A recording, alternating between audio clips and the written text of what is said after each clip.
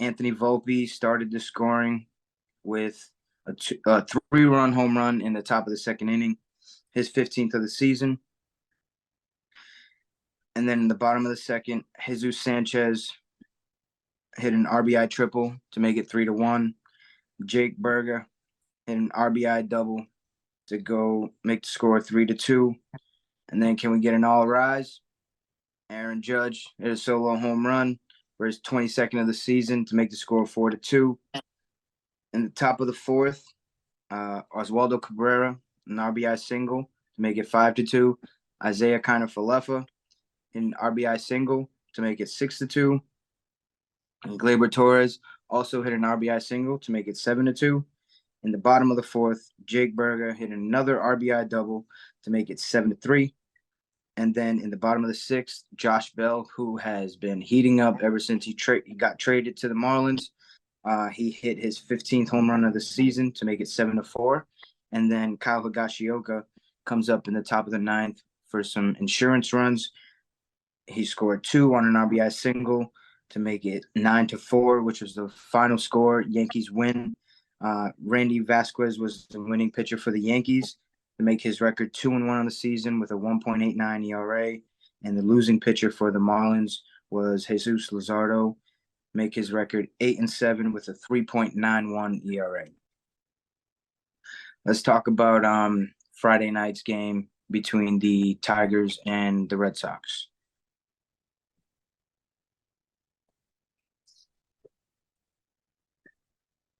Yes, sir. Red Sox with the big win. I mean, I don't have it all written down and concise, play for play like you do, unfortunately. Yep. But no, it was a great game. Definitely, Terry Carpenter. He hit a home run. I think he had 3 home runs in 2 games in the first 2 games of the series, which I think he was probably the player of the series in total. But I mean, I got to give it to my Red Sox. They played great baseball. They look like they're turning the page here. All of our starters are back in and I'm looking forward to seeing what we can do moving forward in this rotation. Yeah. And to go on to game 2, I know we got spanked a little bit, but not to say that we didn't fight back in the 8th inning. We just left a lot of runners in scoring position. So I don't think it was a game that we felt like we completely didn't have a chance at, which was good.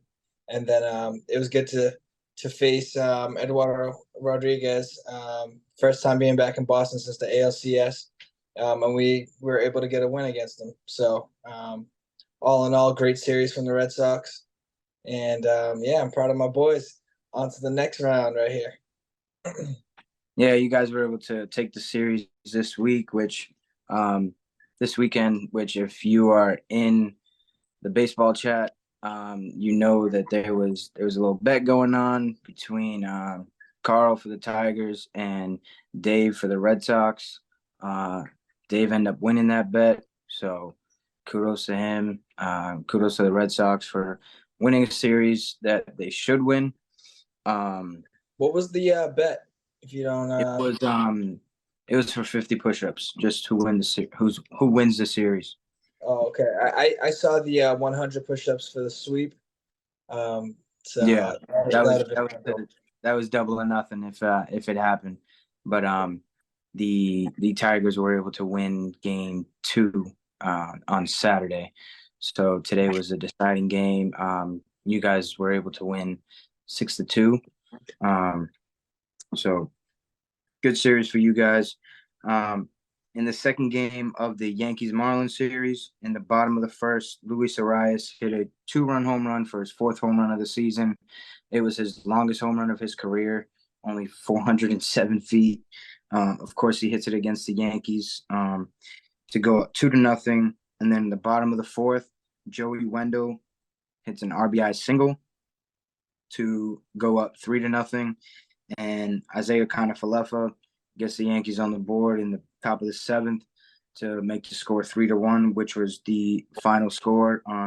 Sandy Alcantara got the win to go 5-10 on the season with a 4.09 ERA after winning Cy Young last year.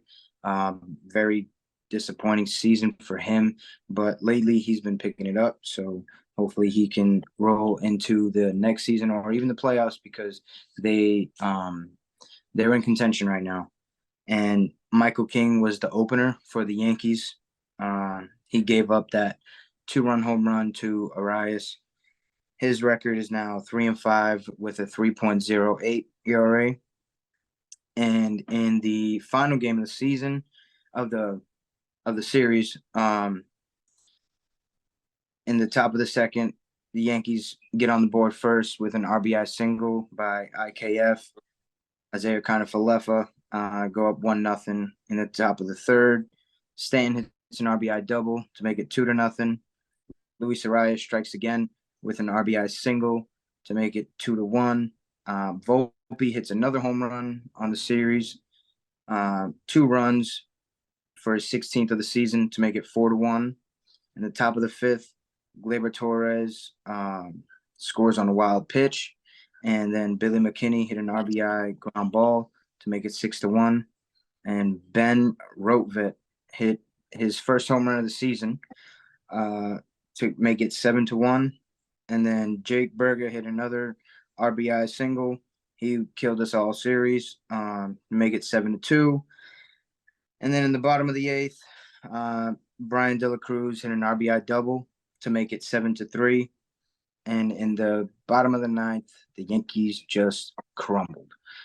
They had first and third with 1 out. Josh Bell is up at the plate.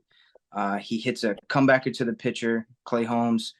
He bobbles it, and then by the time he recovers, he rushes the throw, throws it away. 2-run score on the play. It was a game-ending double play, but he ended up throwing it into right field.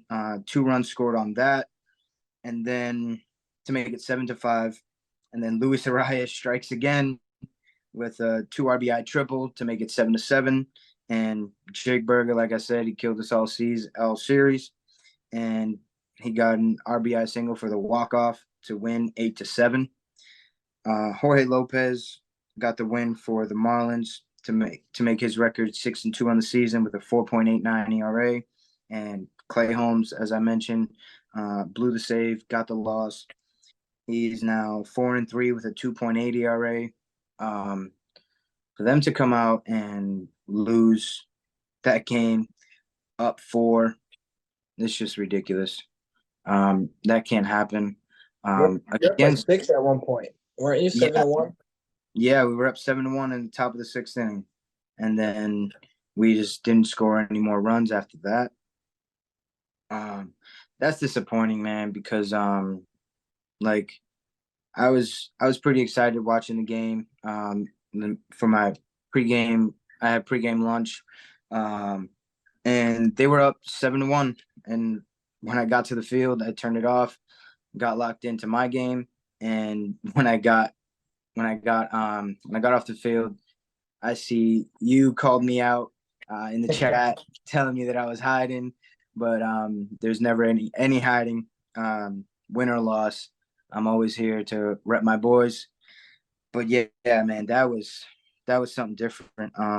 That just can't happen. Literally can't happen. We're at a point in our season where we need every win that we can get, and now we are dwindling. Those hopes that I've been talking about, they're dwindling, man. There's still hope though. Don't get me wrong. But they have a series. The Yankees have a series coming up with the Atlanta Braves, and then after that, Red Sox come to town. So that's going to be huge. That's going to be huge. It's going to be fun to watch. Definitely some exciting baseball every time that those two teams come together. The Yankees owe you guys, because last time you guys brought out the brooms, I was there for the Friday night game when you guys absolutely obliterated us, and it was not fun to watch, especially live in person. what is your take on where the Yankees are at this season right now?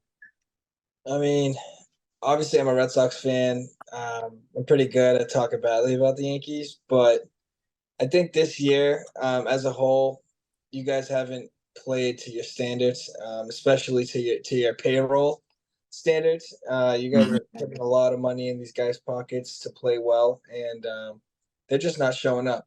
And I think you could say it's injury, but a lot of those guys are coming back now, and it's still not paying off. So I don't know if it's an organizational thing where maybe it's a managerial thing going on, but I think the past couple of years it's kind of been tough to kind of have a culture of winning in Yankees Stadium. I don't know. I know you guys. The only time you guys won a World Series in that new park was the first year it was open. But Oh no. yeah, it. I'm not sure really what's going on. It could be just the culture, man. I don't know. Maybe guys just aren't happy. Maybe you need to switch up some guys, get new blood in there. But I think there's something going on that needs to be fixed if you guys want to change the way things are going at this point. Yeah, I Because it's feel like been an ongoing thing for a little while now. It's not like it just started happening this year. It's been Mhm. slowly going more and more downhill. Aaron Judge can only carry so much. He seems like the only guy that can really be battle tested and play in New York and just not care about the noise at all. Yeah, I mean, last year we were able to win the AL East, and we made it to the ALCS. Eventually, ended up getting swept by the Astros, which then went on to win the World Series. So, I mean, the Astros have had our number for quite a while. Um, and even though in 2017, cue the trash cans, um, but I mean, that's neither here or there. But I definitely feel like the Yankees need to get rid of Boone and Cashman. Cashman has been there for 25 years. Like you said, we've only won in '09, and he's definitely not meeting the expectations of the winning culture, like you said. I feel like the Yankees need to just let these young guys play. We have seven seven top 100 prospects in our farm system right now. So I feel like they should all be up in the Bronx within the next 2 years. So hopefully that helps out because this is this is getting outrageous. I'm tired of watching it. And we need change. Um, like you said, maybe some new blood. Maybe that young blood. Those young boys they play different. You know. So And make a name for themselves. yeah, for sure. Like, um, the fact that we paid Josh Donaldson 6 million not to be on the team anymore is great. I feel like they're taking steps in the right direction because this year he was absolutely terrible. Last year he had a pretty average year, but this year it was not it. So for them to make that move, um, hopefully they'll sign IKF.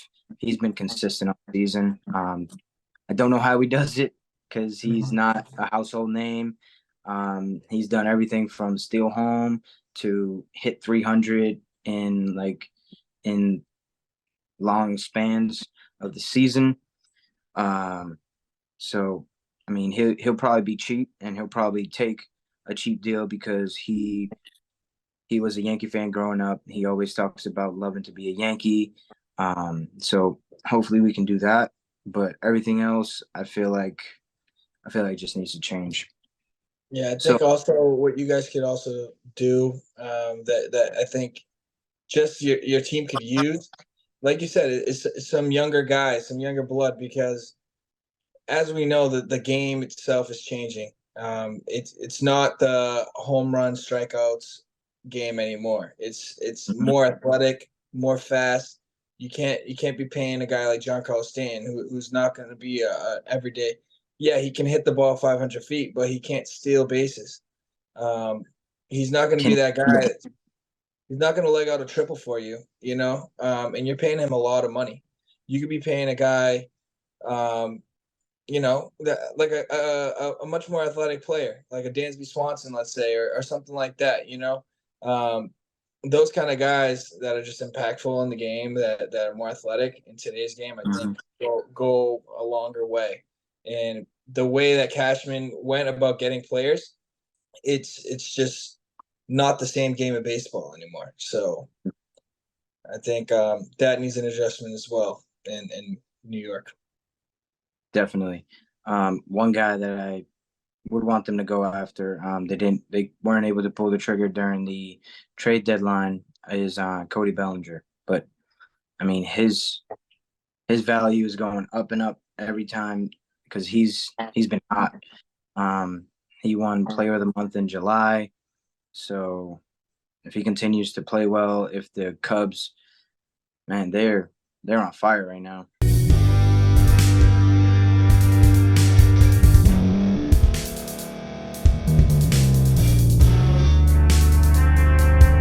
Thank you for staying to the end. If you're watching this on YouTube, please like this video, subscribe, and also hit that notification button so you can be notified next time we put out a video. If you're listening on any podcast platform, subscribe and hit that notification button, y'all, so you can be notified we put out another podcast audio. And last but not least, hit that share button. No matter what you're listening to or watching it, hit that share button and send it to somebody that you know that would love to watch this episode you just listened to. So once again, thank you for staying to the end, and we'll see y'all at the next episode.